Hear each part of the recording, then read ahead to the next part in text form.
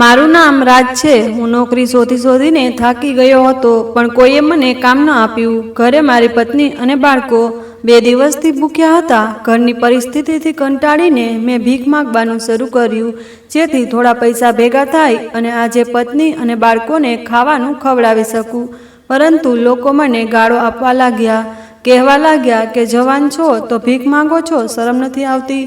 જાઓ કોઈ કામ કરો। હું રાત્રે ઘરે પહોંચ્યો તો બાળકો ભૂખ્યા સૂઈ ગયા હતા। મેં પ્રાર્થના માટે હાથ જોડી દીધા, જ્યારે મારી નાની દીકરી ભૂખથી મરી ગઈ। મારી પત્ની જોરથી મને થપ્પડ મારવા લાગી, કહેવા લાગી કે તું મારી દીકરીનો ખૂની છે, તારા કારણે મારી દીકરીનું મોત થયું, તું નકામો છે, કોઈ કામનો નથી। તે સમયે મારું દિલ દુઃખી થઈ ગયું, મારી આંખોમાંથી આંસુ વહેવા લાગ્યા। ત્યારે અચાનક દરવાજેથી કોઈ અંદર આવ્યું। મેં ધ્યાનથી જોયું તો મારું હૃદય મોં સુધી આવી ગયું, કારણ કે તે તો સવારે 9 વાગ્યે રસ્તા પર એક મોચીની દુકાન પર ઊભો હતો, જે હજુ સુધી આવ્યો નહોતો। મારે મારો ફાટેલો જૂતો સીવડાવવાનો હતો, જે હવે પહેરવા લાયક પણ નહોતો। મેં તેને 4 વખત સીવડાવ્યો હતો। થોડા અંતરે એક ઓફિસ હતી, જ્યાં મારે આજે ઇન્ટરવ્યૂ આપવાનો હતો। હું મનમાં પ્રાર્થના કરી રહ્યો હતો કે ભગવાન, આજે કરે મને નોકરી મળી જાય। હું છેલ્લા 1 વર્ષથી નોકરીની શોધમાં હતો, પણ મારું નસીબ એવું હતું કે દરેક જગ્યાએ મને ધક્કા જ મળતા। હવે તો હાલત એવી થઈ ગઈ હતી કે જો કોઈ કહે કે ગોદામમાંથી બોરીઓ ઉપાડવાનું કામ છે, તો હું તે પણ કરી લેતો।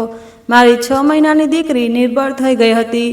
ડૉક્ટરે જે દૂધનું ડબ્બું સૂચવ્યું હતું તે ડબ્બો 5000નો હતો અને મારી પાસે માત્ર 700 રૂપિયા હતા।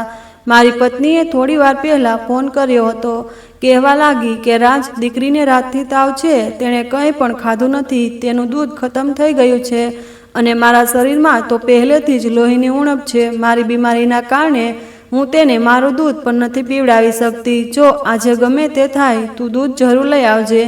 મેં તેને કોઈ જવાબ ન આપ્યો, બસ ચૂપચાપ ફોન બંધ કરી દીધો। હું તેને શું કહેતો કે જૂતા ફાટી ગયા છે, કે કહેતો કે ગઈકાલે જે દુકાન પર આશા હતી ત્યાં પણ ભલામણ માગવામાં આવી, કે કહું કે તારા લગ્ન જે જોશથી કર્યા હતા તે જ આજે મને નચાવી રહ્યો છે?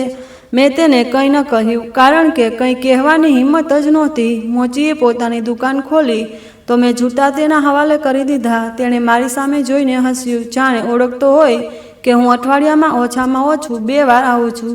તેણે કહ્યું, ભાઈ, આ જૂતા પર હું ઘણીવાર સીવણ કરી ચૂક્યો છું, હવે તો તમારે નવા જૂતા ખરીદવા પડશે। મેં કંઈ ન કહ્યું, બસ માથું નમાવીને ઊભો રહ્યો।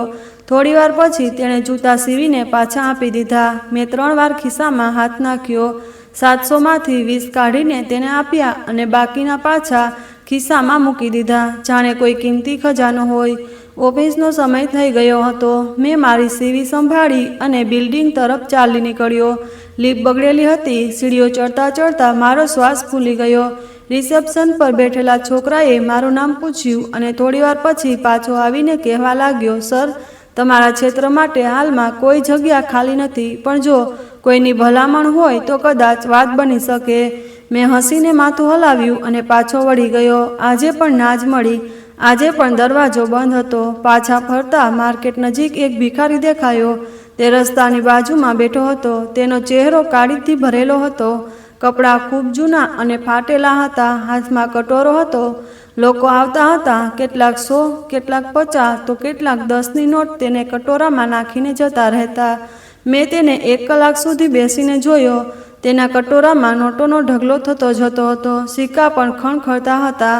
1 કલાકમાં તેની પાસે હજારો રૂપિયા ભેગા થઈ ગયા હતા। તે સમયે મેં પહેલી વાર વિચાર્યું કે હું પણ આવું જ કરી શકું। શું મારા હાથ એટલા કાબિલ છે કે કોઈની દયા ફેલાવી શકે?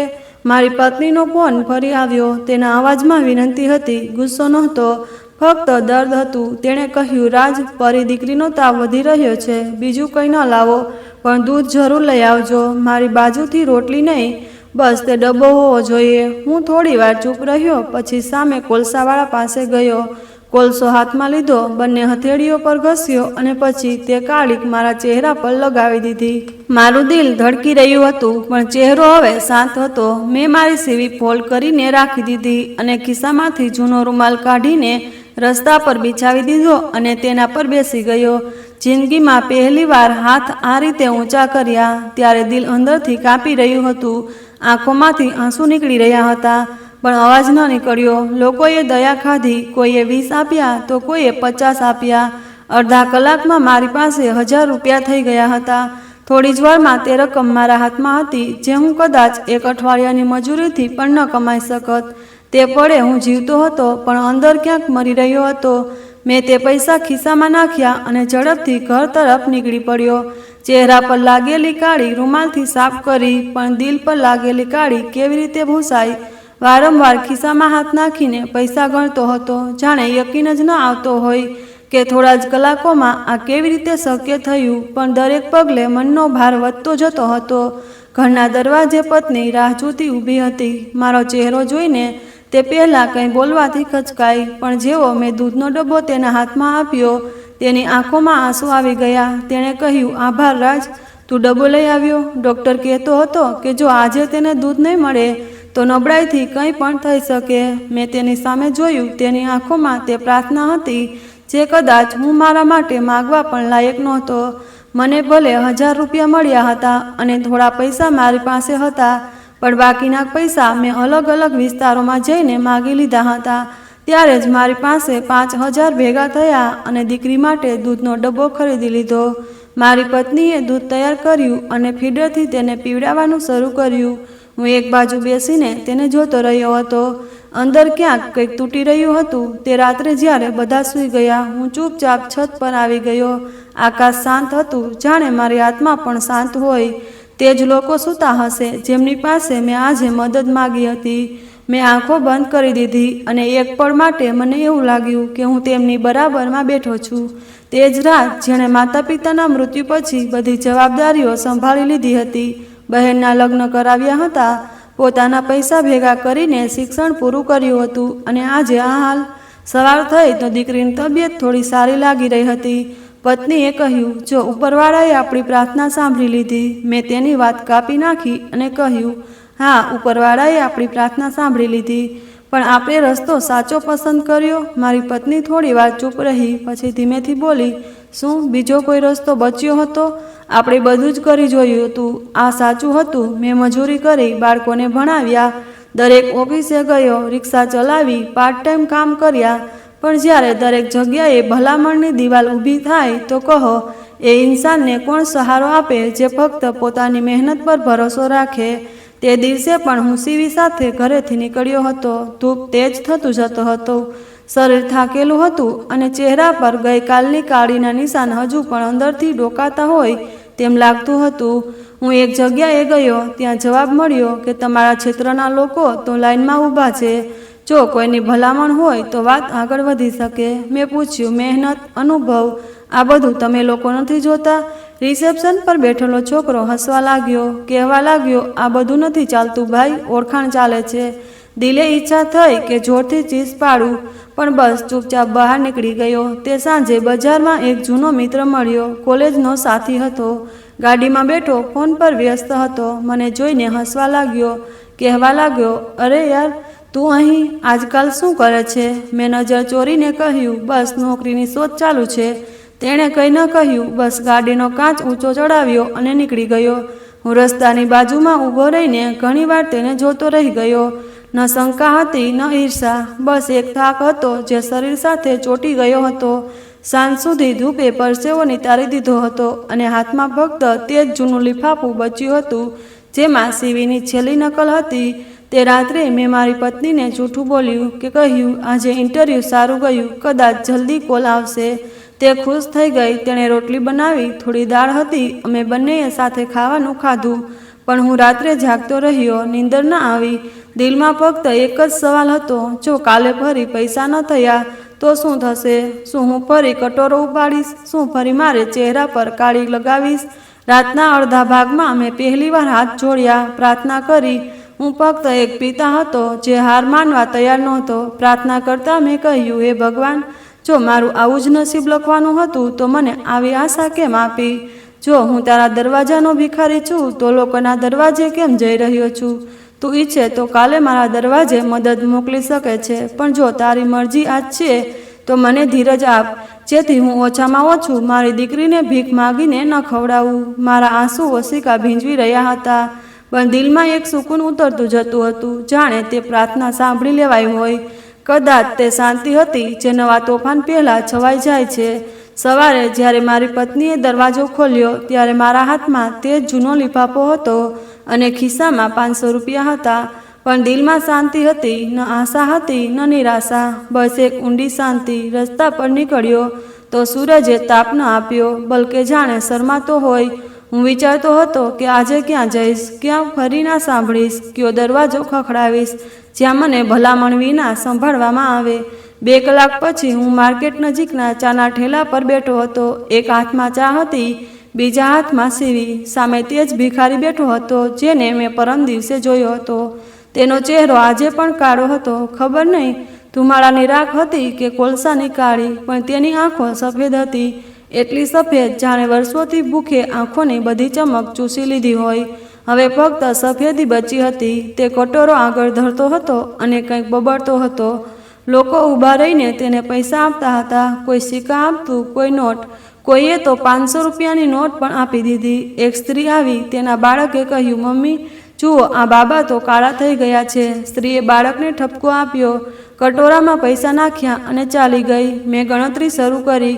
અડધા કલાકમાં લગભગ 1000 રૂપિયાની રકમ ભેગી થઈ ગઈ હતી. મેં પોતાને તેની જગ્યાએ વિચાર્યો, શું આ મારી છેલ્લી મંજિલ છે કે કદાચ તે દરવાજો છે જેના પછી કોઈ રસ્તો નથી? પહેલાં તો મેં મનને ઝટકો આપ્યો કે ના, આ તારો રસ્તો નથી રાજ. પણ જ્યારે મેં મારા જૂતાની એડીથી નીચે જોયું તો જમીન પર તે તિરાડો પણ દેખાય જે કદાચ મારી અંદરની તૂટફૂટનું પ્રતિબિંબ હતી. હું થોડીવાર તે ભિખારીની નજીક જઈને બેસી ગયો. તેણે મને જોયો અને પછી નજર નમાવી દીધી. કદાચ તે ઓળખી ગયો કે હું પણ આ દુઃખનો મુસાફિર છું જેના અંતે ધીરજનું બોર્ડ લટકે છે, પણ પેટનો ખાલી ઓરડો ચીસો પાડે છે. થોડીવાર પછી તે ઉઠીને ચાલી ગયો. હું પાછળ બેસીને વિચારતો રહ્યો.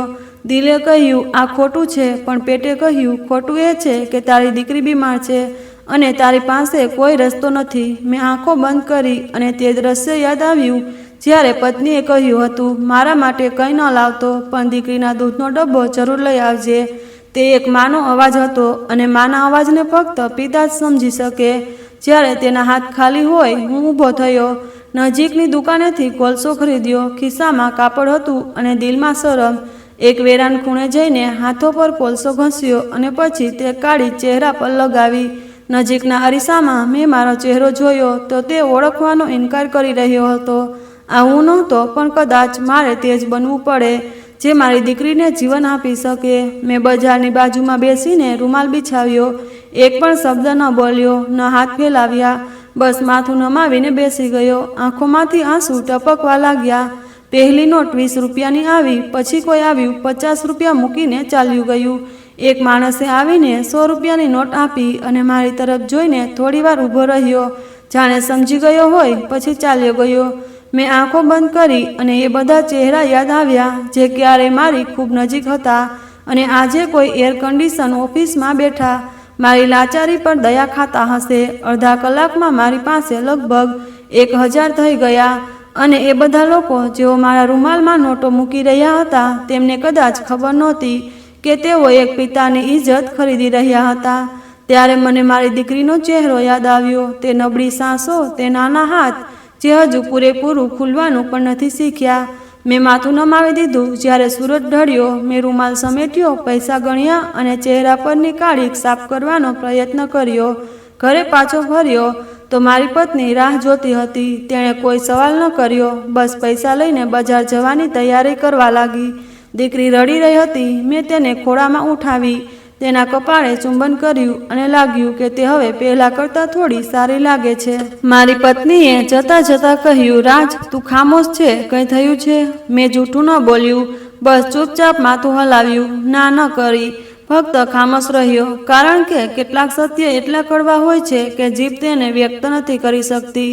રાત્રે જ્યારે બધા સૂઈ ગયા, હું છત પર જઈને બેસી ગયો. હવા ઠંડી હતી. આકાશમાં ચાંદ અધૂરો હતો, જાણે મારી ઇજ્જત અને ભૂખ વચ્ચે એક રેખા હતી જે આજે મીટાઈ ગઈ. મેં દિલમાં આ શબ્દો દોહરાવ્યા અને આંખોમાંથી એ આંસુ વહેવા લાગ્યા જેને મેં આખો દિવસ રોકી રાખ્યા હતા.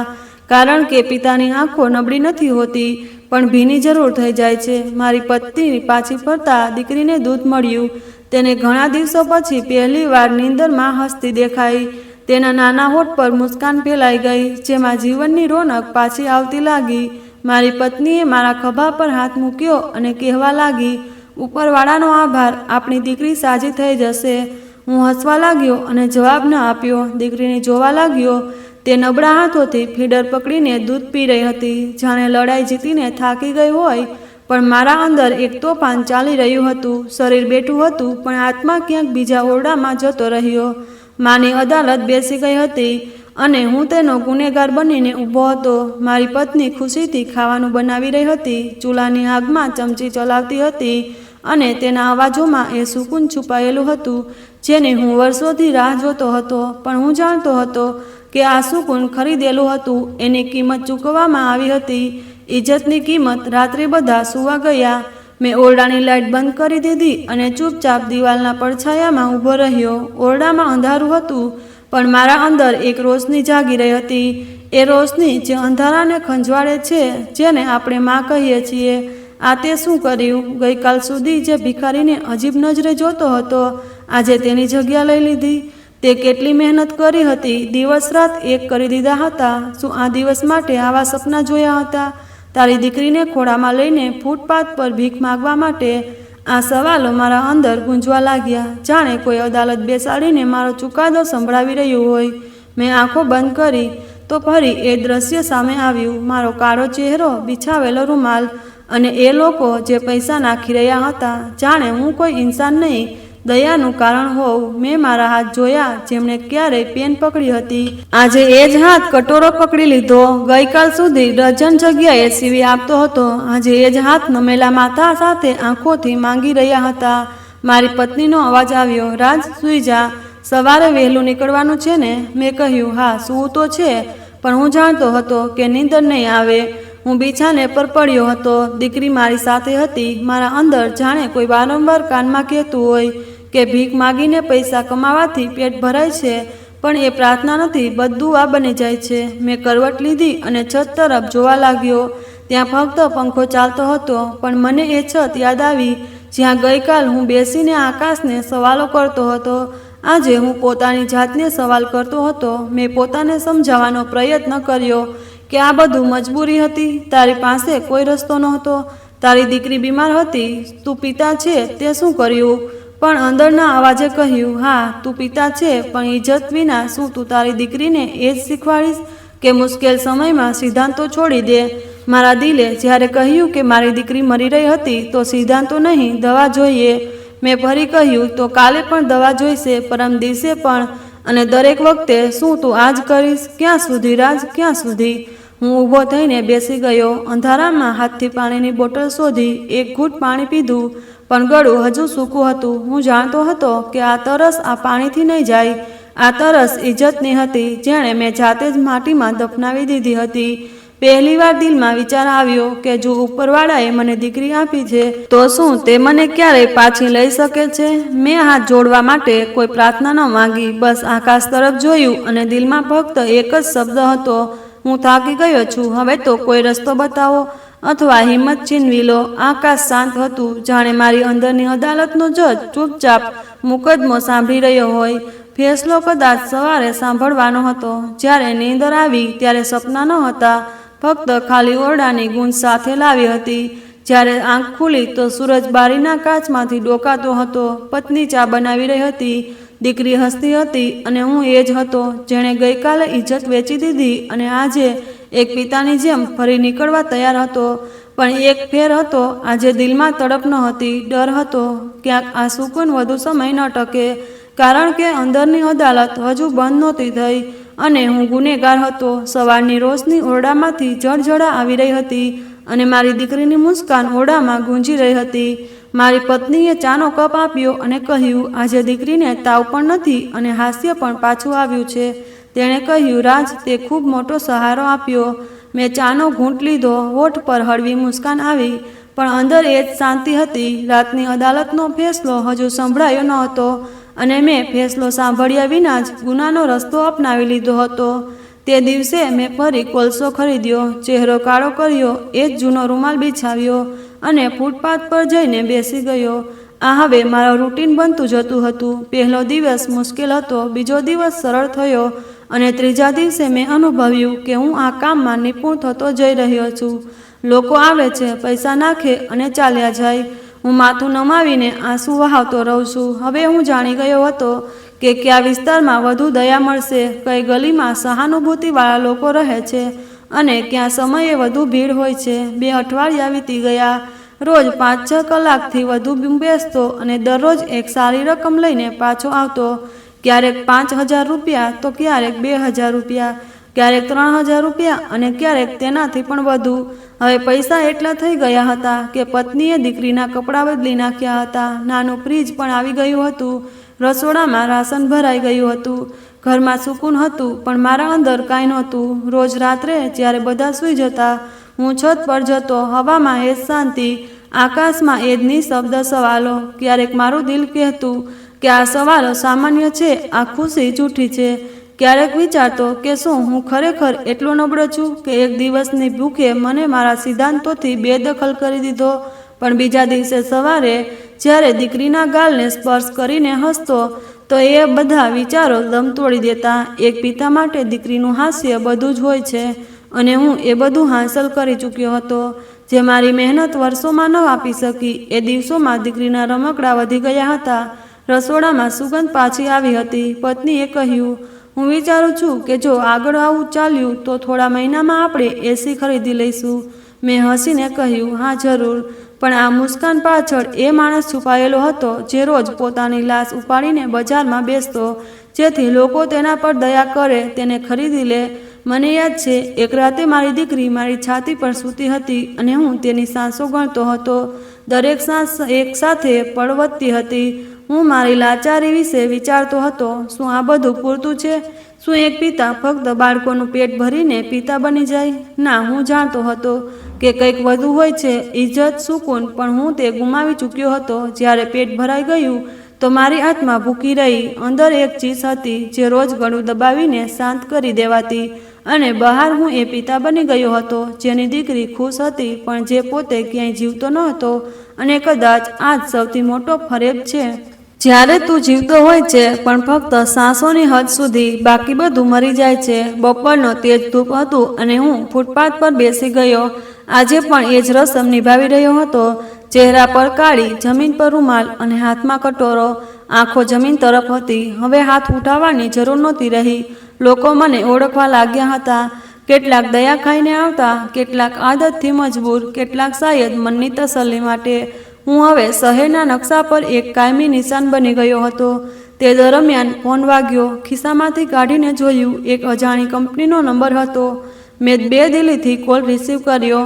ચહેરા પર કાળી હોવા છતાં અવાજમાં થોડો આત્મવિશ્વાસ લાવવાનો પ્રયત્ન કર્યો. મેં કહ્યું, હેલો. ફોન પર અવાજ આવ્યો, ગુડ આફ્ટરનૂન. શું રાજ બોલી રહ્યા છે? મેં કહ્યું, જી, હું જ બોલું છું. તેમણે કહ્યું, તમે BHS ટ્રેડિંગ કંપની તરફથી બોલી રહ્યા છીએ. તમે ગયા વર્ષે અમારી વેબસાઇટ પર અરજી કરી હતી. અમારે ત્યાં ઓફિસ આસિસ્ટન્ટની પોસ્ટ ખાલી છે. જો તમે ઇન્ટરેસ્ટેડ હો તો કાલે આવીને ઇન્ટરવ્યૂ આપી શકો છો. આ સાંભળીને એક પળ માટે સમય થંભી ગયો હોય એવું લાગ્યું. મેં આંખો બંધ કરી. મનમાં મારી પત્નીનો અવાજ આવ્યો, રાજ, તું માંગવા માટે નથી બન્યો. મેં કહ્યું, જી, હું આવીશ. મને સમય જણાવો. મેં ઝડપથી જવાબ આપ્યો, જાણે મોકો હાથમાંથી નીકળી ન જાય. કોલ બંધ થયો તો કટોરામાં પડેલા પૈસા બેમતલબ લાગવા લાગ્યા. એ જ પૈસા જે ગઈકાલ સુધી મારી જરૂરિયાતને દરવાજો ખોલતા હતા, આજે નકામા લાગતા હતા. સાંજે ઘરે પહોંચ્યો તો ચહેરા પર એ સામાન્ય શાંતિ હતી, પણ અંદર ઘોઘાટ હતો. પત્નીએ દરવાજો ખોલ્યો. દીકરી દોડતી આવી, મારા ગળે લાગી. મેં પત્નીને ફોન વિશે જણાવ્યું. તે ખુશીથી ફૂલી ઉઠી. તેણે કહ્યું, રાજ, આખરે તારી મહેનત રંગ લાવી. હવે તું નોકરી કરીશ, બધું ઠીક થઈ જશે. મેં તેના ચહેરાની ચમક જોઈ, પછી દીકરીની આંખોમાં જોયું. એ રોશની જે મારી હાથની કમાણીની નહોતી, પણ મારા પાછા ફરવાની રાહની હતી. પણ અંદર કંઈક બીજું ચાલી રહ્યું હતું. એક હિસાબ, હું 4 કલાકનું જે કામ બરાબર કરું છું તે ઓફિસની 10 કલાકની નોકરી કરતાં વધારે છે. રાત્રે પણ પત્નીએ ખાવાના સમયે ખુશીથી પ્લાનિંગ શરૂ કરી દીધું કહેવા લાગી, પહેલા 3 મહિનામાં બચત થઈ જશે, પછી ભાડાનું ઘર બદલી શકીશું. અને હું વિચારું છું કે દીકરી માટે હવે એક સારી નર્સરી જોઈ લઉં. હું ચૂપચાપ સાંભળતો રહ્યો. ખાવાના પછી જ્યારે બધા સૂઈ ગયા, હું છત પર ગયો. આકાશ એવું જ હતું. ચાંદ થોડો વધુ નબળો થઈ ગયો હતો, જાણે કમેન્ટ પસાર કરી રહ્યો હોય. દિલમાં યુદ્ધ ચાલી રહ્યું હતું. મેં વિચાર્યું, રાજ, હવે નીકળવાનો સમય છે. આ મોકો ઉપરવાળાએ આપ્યો છે, પણ શું એ જ ઉપરવાળો મારા માટે રોજીનું આયોજન કરશે? આ ખોટી રીતે પૈસા કમાવવું છે, અને એ જ ખોટી રીતે તારી દીકરીને બચાવી છે, તારા ઘરને જીવન આપ્યું છે. પણ ક્યાં સુધી? ક્યાં સુધી જૂઠના પાયા પર સત્યની શોધ ચાલુ રાખશો? મારા મનમાં ફરી એકવાર તે જ અદાલત બેઠી હતી, અને ન્યાયાધીશ એ જ મન હતું જેણે મેં ઘણા દિવસોથી ચૂપ રાખ્યું હતું. બીજે દિવસે સવારે નાસ્તા દરમિયાન પત્નીએ કહ્યું, રાજ, મેં તારી શર્ટ ઇસ્ત્રી કરી દીધી છે. કાલે સારી રીતે તૈયાર થઈને જજે. મેં ગરદન હલાવી, પણ દિલમાં એક હલચલ હતી. તે જ દિવસે હું માગવા નીકળ્યો નહીં. ઘરમાં બેસીને વિચારતો રહ્યો, ઉલઝનતો રહ્યો, સવાલો સામે લડતો રહ્યો. સાંજ સુધી મનનું સુકૂન વિખેરાઈ ગયું હતું. પણ હજુ બાકી હતું. રાત્રે જ્યારે પત્ની દીકરીને સુવડાવવા ગઈ, ત્યારે હું મોબાઈલને ઘૂરતો બેઠો હતો. મિત્રે આપેલું કાર્ડ હજુ અલમારીમાં પડ્યું હતું. મેં તે બહાર કાઢ્યું, આંગળીઓથી સ્પર્શ કર્યો, પછી ફરી મૂકી દીધું. નજર ઊંચી કરવાની હિંમત નહોતી, નોકરી સ્વીકારવાની હિંમત નહોતી. બીજા દિવસે હું ઇન્ટરવ્યૂ માટે ગયો. કંપનીની ઓફિસ સારી બિલ્ડિંગમાં હતી. એર કન્ડિશન વાતાવરણ હતું, સ્વચ્છ કપડામાં લોકો, બધું જ શ્રેષ્ઠ હતું, સિવાય મારા અંદરની હાલતના. HR હેડે કહ્યું, તમારી પ્રોફાઇલ સારી છે. અમને આવા જ અનુભવી વ્યક્તિની જરૂર હતી. મને પગાર અને કામના કલાકો, 8 કલાકની શિફ્ટ, રવિવારની રજા વિશે જણાવ્યું. મેં સાંભળ્યું, સમજ્યું અને માથું હલાવ્યું. રૂમમાંથી બહાર નીકળ્યો, પણ પગ અટકી ગયા. મેં મારી જાતને પૂછ્યું, શું આ ખરેખર જીવન છે, કે તે જીવન જે મેં કાળા ચહેરા સાથે પસંદ કર્યું હતું? આજે પત્નીએ પૂછ્યું, ઇન્ટરવ્યૂ કેવો રહ્યો? મેં કહ્યું, થઈ ગયું. પણ તેને કહ્યું, પણ શું? મેં કહ્યું, બસ વિચારું છું કે 4 કલાકની મહેનતથી જે કામ કરું છું તે અહીંના પગાર કરતાં વધુ છે, તો નોકરી કેમ કરું? પત્નીએ આશ્ચર્યથી મને જોયું અને બોલી, રાજ, તું શું વાત કરે છે? જેણે ઇજ્જત માટે બધું જ કુરબાન કરી દીધું હતું. મેં નજર ચોરી લીધી. પત્ની અંદર ચાલી ગઈ, કંઈ બોલ્યા વિના, અને હું ત્યાં જ બેસી રહ્યો, ખાલી નજરે દિવાલને તાકતો. હા, પેટ ભરાઈ ગયું હતું, ખિસ્સામાં પૈસા હતા, પણ દિલ આજે પણ ખાલી હતું. ઉપરવાળો જ્યારે દરવાજો ખોલે છે, ત્યારે ફક્ત આપે જ નહીં, પરીક્ષા પણ કરે છે. કોણ દસ્તક આપે અને કોણ દરવાજાથી મોં ફેરવી લે છે. દિવસો પસાર થતા ગયા. હું હવે રૂટીનનો ભાગ બની ગયો. સવારે નાસ્તો, કોલસાથી ચહેરો કાળો, રૂમાલ એ જ જગ્યા, એ જ અંદાજ, એ જ પ્રાર્થના, એ જ સુકૂન. ઘરમાં હવે તંગી નહોતી. પત્ની ખુશ હતી, દીકરી તંદુરસ્ત હતી, બધું જ પોતાના મુકામ પર હતું. પણ હું દિવસે એકમાત્ર પાત્ર બની ગયો હતો, રાત્રે ભક્ત. હું રોજ પૂજા કરતો, ભગવાન સામે હાથ જોડીને રડીને માફી માંગતો, ભગવાનને કહેતો, હું મજબૂર હતો, મારી દીકરી બીમાર હતી. તું તો જાણે છે, મારું દિલ, મારી નિયત, મારું દુઃખ. અને દર વખતે દિલમાંથી આવતો અવાજ, ઉપરવાળો બહુ મોટો છે, તે માફ કરી દેશે. પણ કંઈક તો હતું જે માફ થતું નહોતું. પત્ની દિવસે દિવસે ચૂપ થતી જતી હતી. પહેલાં જે દરેક વાતમાં હસતી હતી, હવે ફક્ત ચૂપ નજરે મને જોતી રહેતી. હું તેની આંખોમાં તે સવાલ વાંચી શકતો હતો જે તે જીભથી નહોતી બોલતી. અને કદાચ એટલે જ ક્યારેય નહોતી બોલતી, કારણ કે તે જાણી ગઈ હતી કે હું સાંભળવા નથી માંગતો.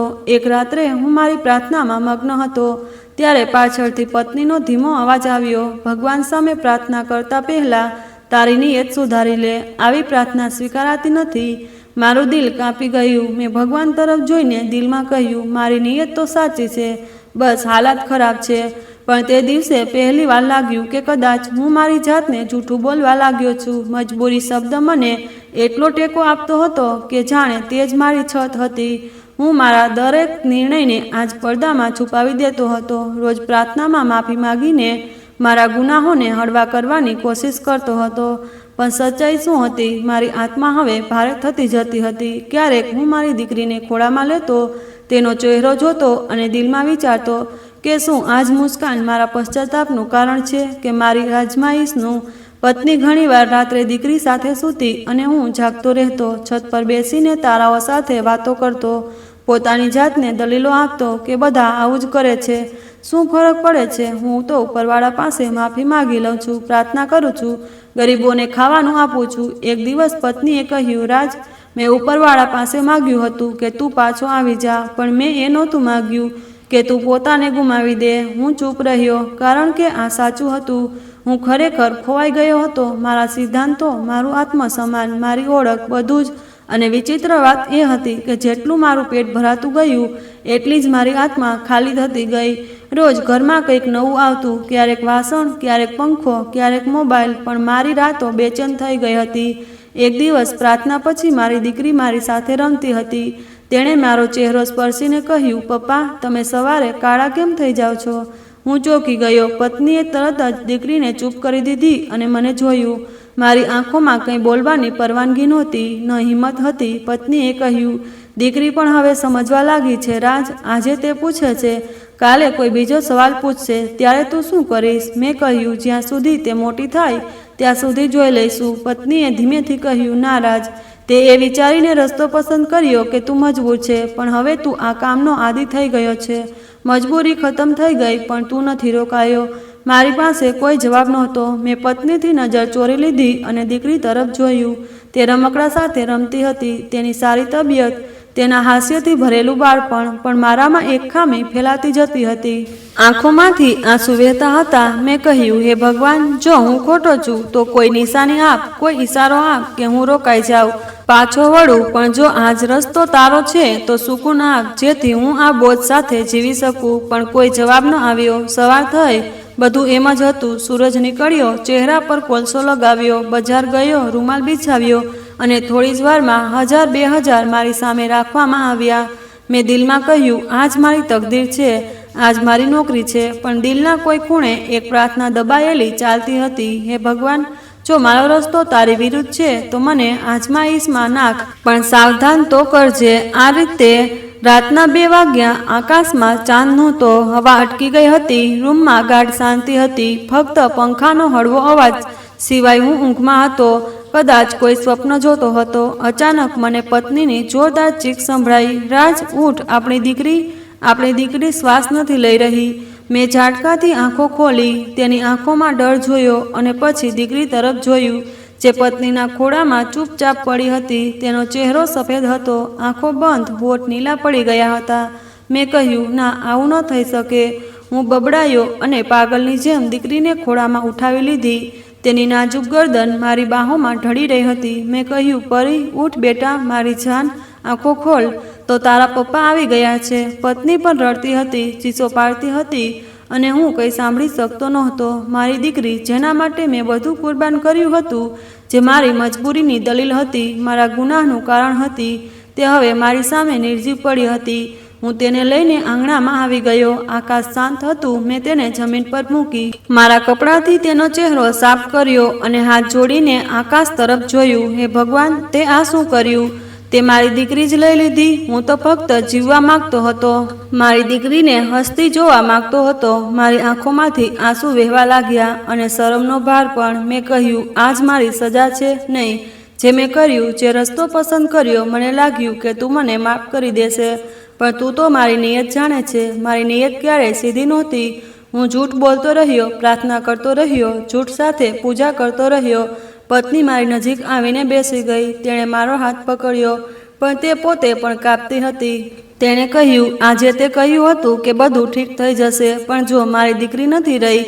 તેના શબ્દો નહીં, તેના શ્વાસ પણ તૂટી રહ્યા હતા. મેં રડતા કહ્યું, આ મારી ભૂલ છે. હું ચીસ પાડવા માંગતો હતો. મેં ખોટી રીતે મારી દીકરીનો ઉછેર કર્યો. મેં હાથ ફેલાવ્યા, પોતાને મારી નાખ્યો અને તેના હિસ્સાની રોટલીને પણ ઝેર બનાવી દીધું. મેં દીકરીને ફરી ઉઠાવી, તેને ગળે લગાવી, જાણે મારા શ્વાસમાં સમાઈ જાય અને ફરી આંખો ખોલે, પણ તે નિર્જીવ રહી, નાનકડી, નાજુક અને હવે મૃત. હું પાગલની જેમ ક્યારેક આકાશ તરફ જોતો, ક્યારેક દીકરીના ચહેરા તરફ. ભગવાન, મને લઈ જા, પણ મારી દીકરી પાછી આપ. મારી દીકરી મારું જીવન છે, તેણે જીવતી કર. હું બધું છોડી દઈશ. પણ આકાશ શાંત હતું. હવા નહોતી. સમય જાણે અટકી ગયો હતો. પત્નીએ પણ હવે રડવાનું બંધ કર્યું હતું. તે ચૂપચાપ બેસીને દીકરીને જોતી હતી, જાણે યકીન ન આવતો હોય કે આ એ જ બાળકી છે જે કાલ સુધી પપ્પા કહીને હસતી હતી અને આજે માટી કરતાં પણ હળવી થઈ ગઈ. મેં પહેલીવાર પોતાને સંપૂર્ણ તૂટેલો અનુભવ્યો, અને આ તૂટફૂટમાં ફક્ત એક જ વસ્તુ બાકી હતી, મારો ગુનો, મારી ભૂલ. મેં જે પસંદ કર્યું તેનું પરિણામ મારી સામે હતું. મેં દિલમાં વિચાર્યું ઉપરવાળા પર ભરોસો રાખવો જોઈએ હતો, પણ મેં લોકોના દરવાજા પસંદ કર્યા, બજારમાં રૂમાલ બિછાવ્યો.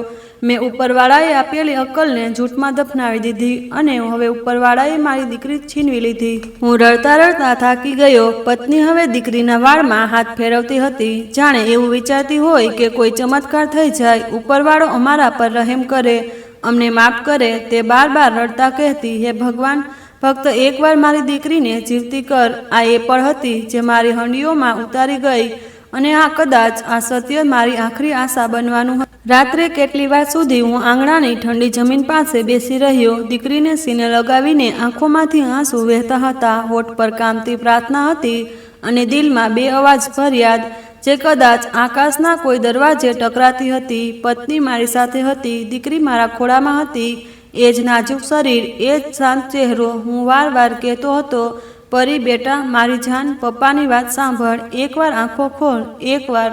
દિલમાં એક જ ઝાટકો ગૂંજતો હતો, મારી દીકરીને પાછી આ ભગવાન, હું બધું છોડી દઈશ ફક્ત મારી દીકરી માટે. પછી ન જાણે ક્યારે આંગણાની જમીન પર મારી આંખ લાગી ગઈ. દીકરી ખોળામાં હતી, ચહેરો આંસુઓથી ભીંજાયેલો હતો અને દિલમાં એ બોજ જાણે મારી આત્માને ચીરી નાખી હતી. જ્યારે આંખ ખુલી ત્યારે મારી દીકરી રડતી હતી. એ જ નાનકડો અવાજ જે કાનમાં પડ્યો તો જાણે કોઈ મીઠું ગીત સંભળાયું.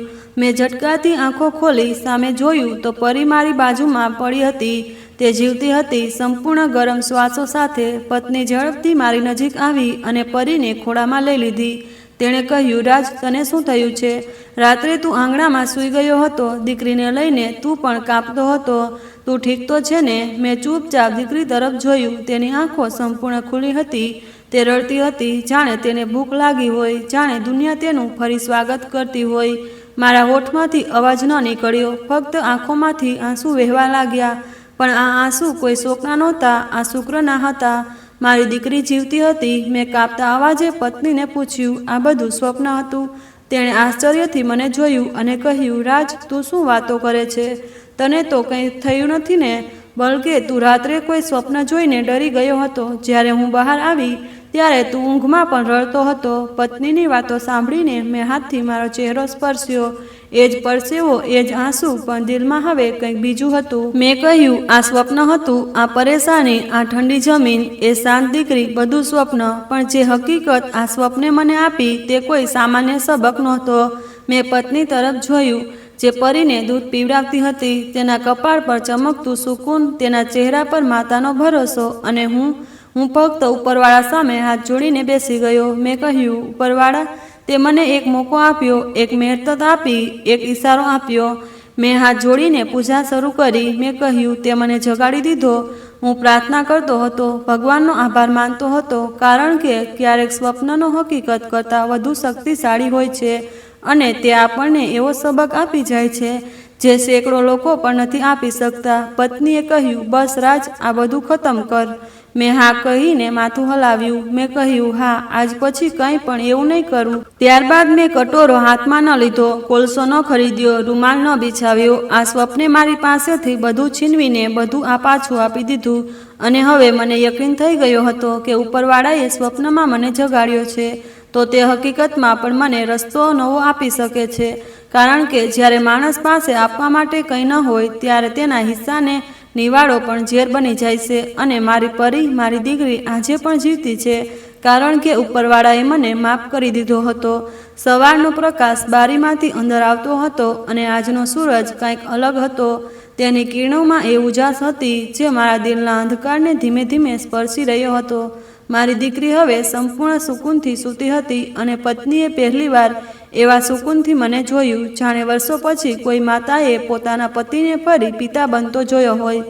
મેં કહ્યું, કાલ રાતના સ્વપ્ને મને તોડી દીધો અને જોડી પણ દીધો. મેં પહેલી વાર સમજ્યું કે ઉપરવાળા તરફથી મળેલો ઈશારો કેટલો કઠોર હોય છે અને કેટલો મહેરબાન પણ. મેં મોબાઈલ ઉપાડ્યો, પર્સમાંથી એક કાર્ડ શોધ્યું જે મારા મિત્રે મને આપ્યું હતું. થોડી પળો મેં તેને હાથમાં પકડી રાખ્યું. તેના પર લખેલા શબ્દો જાણે મારું ભૂતકાળ હતું, પણ હવે નવા ઉજાસમાં ઉભરવા માટે હું તૈયાર હતો. મેં કાર્ડ પર લખેલા નંબર ડાયલ કર્યો, જોરથી બોલ્યો, હેલો અર્પિત, હું રાજ બોલું છું. થોડી પળો શાંતિ રહી, પછી અવાજ આવ્યો, રાજ, યાર, તું ક્યાં ગાયબ થઈ ગયો હતો? હું તો તારા ફોનની રાહ જોતો હતો. મેં ધીમા અવાજે કહ્યું, અર્પિત, મને કામ જોઈએ છે. કંઈ પણ હવે હાથ ફેલાવાનો નહીં, પરસેવો વહાવવાનો ઈરાદો છે. અર્પિતે હસતા કહ્યું, કામ છે મારી પાસે, અને તારા જેવા માણસ માટે ઇજ્જતથી વધુ કંઈ નથી. આવી જા, બાકીની વાત અહીં કરીશું. ફોન બંધ થયો તો દિલમાં એક વિચિત્ર ગરમી હતી, જાણે આશાની એક ભૂલી ગયેલી રેખા ફરી જીવતી થઈ ગઈ હોય. હું નજીક ગયો અને ધીમેથી કહ્યું, આજથી બધું બદલાવાનું છે.